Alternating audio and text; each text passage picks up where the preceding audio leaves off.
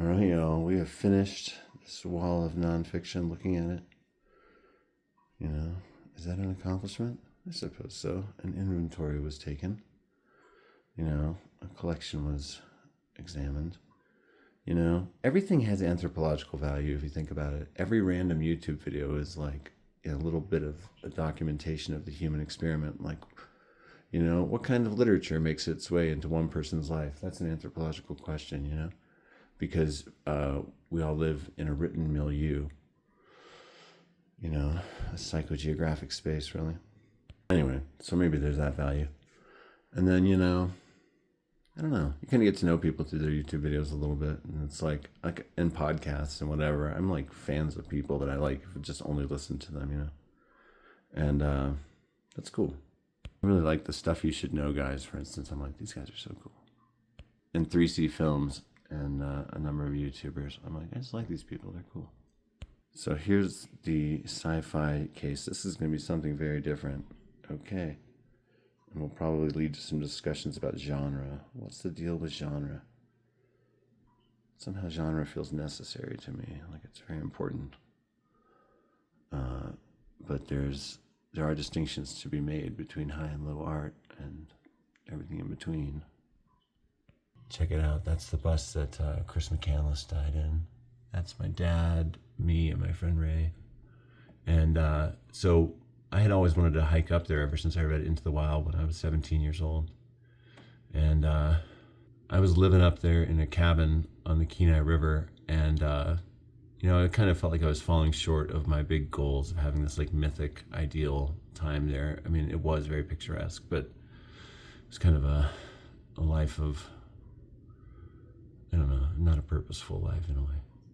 A very depressed state, perhaps. It's just so cold and dark in the winter, it messes with you. Anyway, my dad showed up and he was like, I want to go to the bus too. And I was like, kind of like let down a little bit for a moment, like, oh, I was planning on hiking in there. And, but then I was like, no, this is an incredible opportunity. Let's go.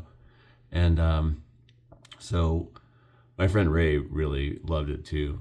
And we had a really amazing time flying in a helicopter over Alaska. This guy said he also piloted black helicopters for the government. I was like, what? And he said he had talked to Chris McCandless' family. But anyway, he flew us to the bus, and it was early on in the fandom of Chris McCandless, in the strong connection that people feel with this character, this nonfiction figure. I feel it. I love Chris McCandless. I love his sister too. She's amazing. Her memoir is so good. And but Chris McCandless is special to me. He feels like a sibling to me. I think if you read Into the Wild, though, you got to read The Wild Truth by Corinne McCandless. They really paired together in a necessary way. But when we went there, the skeleton of the moose that he had shot was still there. Many of his things were still inside, even like a folded pair of pants and like a little fishing thing. And there was a big cache of writings from people that had visited there and written about it. But it wasn't that big. It was like before the place really got discovered and people were drowning in the river crossings and so on. I had a crazy time. Oh, that was later, the second visit. But this visit by helicopter was really cool. Yeah, later, my friend Ray and my friend Kim and I all hiked in, and we did the whole route. And by then, the site had been picked pretty clean. We didn't take anything when we were there. We felt that would be like disrespectful, kind of. But others had a different idea. Sorry to go off about Chris McCandless. My dad in that photo now has dementia, but my friend Ray just beat cancer. And I'm in New Mexico. That's cool. Working the front desk at my old high school. That's the craziest thing. Okay, sci-fi. Let's look at some sci-fi. Look, that photo's from my hitchhiking days from the back of a truck bed in northern Canada. That's just the coolest thing in this house. I love that picture. That mysterious image is the only image I have, one of the only, from the campsite I lived in the woods in Alaska. In like March, I freaked out. I was like, I can't take it anymore being indoors. Bought a tent, moved into the woods. Moose would come stand by my fire because they were so grateful for something warm. It was still quite chilly. I had a tent with a cot and I had a fire in a big fire pit I dug. Anyway, all right, let's look at some stuff. Okay, this is just about half a shelf. If I had to pick a favorite movie, I'd probably say 2001: A Space Odyssey. It's incredible. Interstellar is up there too. I really love big, grandiose space sci-fi. It's awesome, especially when it's so full of meaning. Love that movie. I've never read the book, but I've always wanted to. And I've read like plot synopses on Wikipedia and stuff. It really does help explain what's going on, as is the sequel movie, 2010. I also have all the sequels. There is like a short story collection that contains the Sentinel, on which it was originally based on. And I think there were some follow-up short stories. And there's some about the making of the movie books and about the writing of it, books that I'd like to get. But I was happy to get all these at Don's books here in Albuquerque, a great bookstore. We're so lucky to have that bookstore in town. They're cool. They're like they're keeping it real. Bringing books into the world. I don't know, just the whole vibe of that place. Everything is spot on. It's a great place. Excellent used selection. Like, and they keep it simple. Like, their kids section is like literally a cardboard box. And it's like, see what's in there. It's all good. Okay, so here's the first sequel, 2010 Odyssey 2. There is a movie based on it, filmed in front of the Los Pinos Mountains here in New Mexico. It's opening just south of Albuquerque. And, yeah, this is where you find out more. Odyssey 3. So you find out that those monoliths were placed by this super intelligent alien species, and they were stepping stones. The first one, inspired people to become technical but also violent. The second one was on the moon, and it could only be reached once a species had gained technical proficiency, to leave Earth. And the third one was Jupiter. And it was ultimately this transformation of consciousness so that humanity could join this like cosmic rank of larger consciousnesses. It's an incredible story. And the 2001 is great, but it's pretty like mysteriously presented. You have to kind of figure it out. And reading the books probably really helps. I doubt Kubrick and Arthur C. Clarke would even completely agree on what's canon. Isn't that so cool to own all four of those? I'm happy about that. I bought all these when I should not have been buying books. I'm like, I'm getting these. And I did, and I don't regret it. We'll read. Okay, this is just the best book. I absolutely love this book. I was like, is this a new all-time favorite book? When I read this, I was like, top 10. That's how I felt right away. This is just one of my like favorite books. It is so interesting. It's so well written. Every chapter is like a Rocky movie. You want to stand up and cheer for these characters. It is, it's like the opposite of Lovecraftian. Instead of there being a deep, dark, darkness inside of us all that's connected to cosmic horrors, there's a bright, bright lightness inside all of us that's connected to cosmic wonders and allows us to manipulate things. There are a few YouTube videos of people talking about these books like they're actually true. There's 2 books, and there's a collection of them. The movie Escape to Witch Mountain from Disney was a ripoff of this a little bit, and so those movies were kind of a success. There was a TV movie of this also. Have I tracked it down? I don't think so. I don't think I've seen it. I taped this all up because I want this to last. This is a book I'll definitely reread. And these books of the people, and it's so cool how they manipulate reality and like light and air, and it's so interesting. Yeah, there's people online that think it's real. It's so vividly presented. I felt that way about Neil Gaiman's American Gods books. Sad to hear about what he's like personally. My brother shared a green room with him a couple of times because my brother is over at Sky, and he said he never liked the guy's vibes. I was like, I don't know. Yeah, but apparently he was always very popular, which is cool. My brother is popular too. I don't think he's got Neil Gaiman's stature or the former stature. Now everyone's like good. But, I really appreciated those worlds. Anyway, I don't want to bring him into it. This is written by a woman, Zena Henderson, from Tucson, Arizona. She grew up Mormon but went away from it. But people have pointed out that Mormons and ex-Mormons often make good sci-fi and fantasy writers. Yeah, that's because, yes, as an ex myself who was raised in that stuff, I kind of get it. You're like taught to believe some pretty wild stuff. All right. I don't know what this is exactly. William Gibson and Bruce Sterling. But I have it because of the name William Gibson. I love Neuromancer so much. That's a great book. That's a great world. I got to read the rest of that trilogy and the short stories. I loved Neuromancer, and he like invented cyberpunk. And cyberpunk is really satisfying, actually. It's a cool subset of sci-fi, IMO. It imagines a very real technical future. Now, this cover is kind of hilarious. However, this is by Raymond Z. Galoon, and it's one of the only other books you can find by this author. He wrote The Eden Cycle, which is an all-time sci-fi masterpiece. The Eden Cycle is so good. It's in a brief logline, it's Contact meets the Matrix. So basically, like, instead of the aliens sending the transport module like they do in Contact, they send a virtual reality machine that's like amazing, and you just get into it and it grants you immortality. And at first it's your real body hooked up to this thing until your body can't be kept alive anymore, and then your body is put into like a storage thing, your consciousness. And so you can live to be millions of years. But there's these two characters that keep being reincarnated across time in the Eden Cycle. And it's just such a good book. And they're trying to figure out, like, how do we make our lives matter?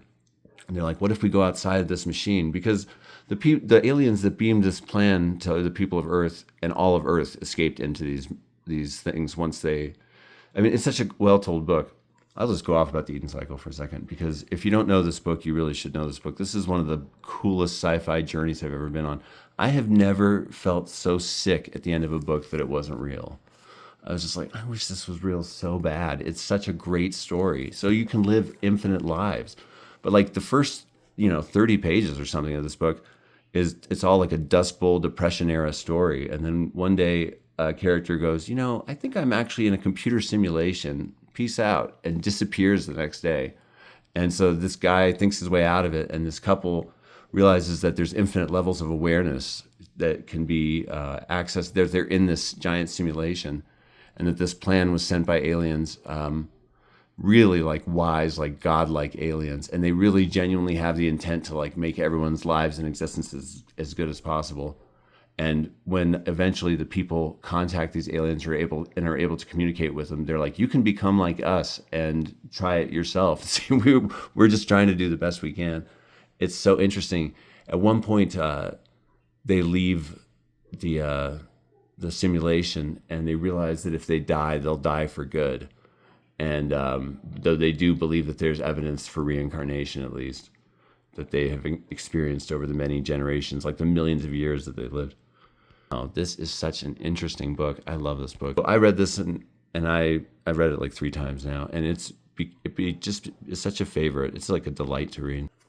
I got it because I was trying to read every work of sci-fi set in New Mexico's future, and I was going to write an article called A Brief History of the Future of New Mexico, which is kind of a cool title. And I was going to use all sci-fi novels and place the times at which they're set in New Mexico on a timeline, and like use them as primary documents as if they were historical and true, And I actually ended up writing one article in that mindset about the writer Jack Williamson and all his writings about Albuquerque. So I did get something out of it. That's in an almanac that's somewhere in my collection, in the New Mexico section. But never did that large book, but I did read every sci-fi novel set in New Mexico's future, and I discovered some great ones, most notably this and Killing People by David Brin. 2 stone cold classics that happened to mention New Mexico. Killing People. I just had to get it out. This is such a great book. Oh my gosh. Okay, I guess I got to go off because the appeal of sci-fi a lot of times is the plot, or the characters or the world. But Killing People, like when I first read it, I gave the plot like only like 3 stars, and but the world 5 stars. And now I'm like, nah, it's all great. The second time I read it, I just loved it. It's 5 stars through and through. It's actually a cool story. And it would make a great movie. This guy's book, The Postman, became that movie that Tom Petty guest starred in. That's what I remember. But Killing People is so good. So basically, it's discovered that the soul exists and can be duplicated. It's called the standing wave. The internet's become just like an afterthought. It's so crowded and unusable in the future. The big thing is making these dittos, these copies of yourself, and then downloading their information at the end of the day so you can have more than the average life's sensory experience. So you can have more. So like you could send a specially made duplicate or ditto out of yourself that's just all nerve endings to like go to a nightclub or some depraved place.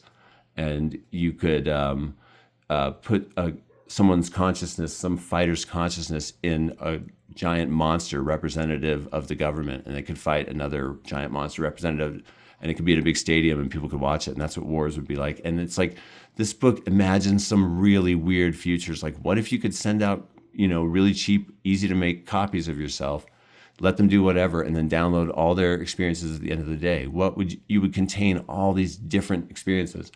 It's kind of Severance-like in a way, but different. And it's a fantastic idea, honestly. And this is a great book. I wish there were sequels. I wish there were adaptations. I wish more people knew about this book. I've given away so many copies that sometimes I don't have a copy. I'm glad I have one now.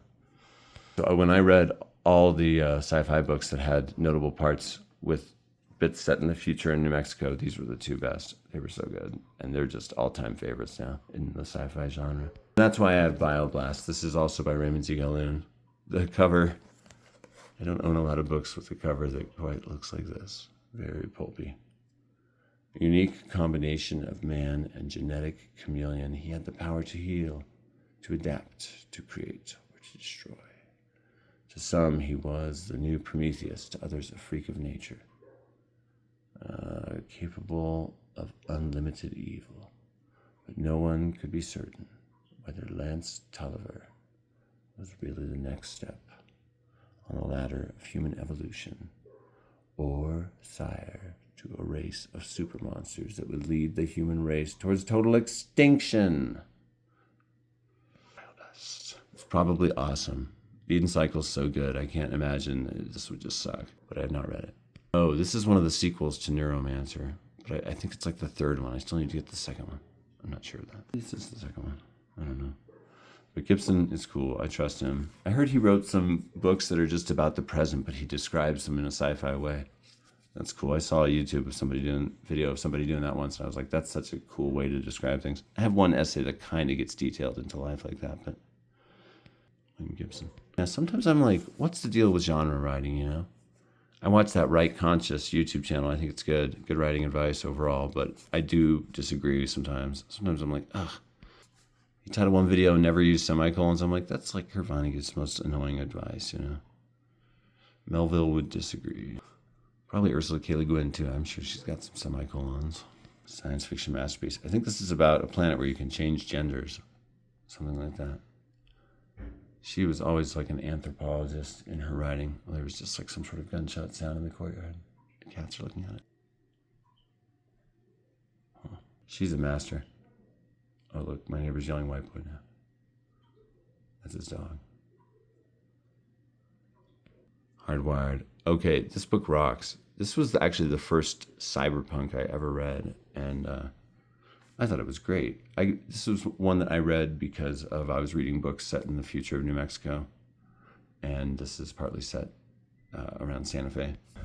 I quoted in an essay I wrote about working at a for-profit college. It's just a super digital world. Some people, it's like the graphic novel series Transmetropolitan, which I think is a masterpiece and should totally be adapted, set in the future, where it's just everyone's completely cyber interfaced. Like that is probably at least a partly true future, And like it's going to be a post-human future in ways, and it's going to be weird, and this stuff's going to look real prophetic. Blade Runner's already there. I really liked this book, and I wanted to read the other books set in the same universe. Really dug it. Okay, this was recommended to me by Chris of the video channel Liminal Space. It's a great sci-fi channel way back in the day when we taught together at that for-profit college I mentioned once. The Man Who Awoke. This guy discovers a way to freeze himself and go to sleep for 5,000 years before being resuscitated, and he does it over and over again until he's in the far, far future. 5,000 AD, 10,000 AD, 15,000 AD, 20,000 AD, 25,000 AD. And each one is really interestingly and intelligently rendered. And I'm like, that's very plausible. Like, it's really fascinating. And would make a great movie or even better series.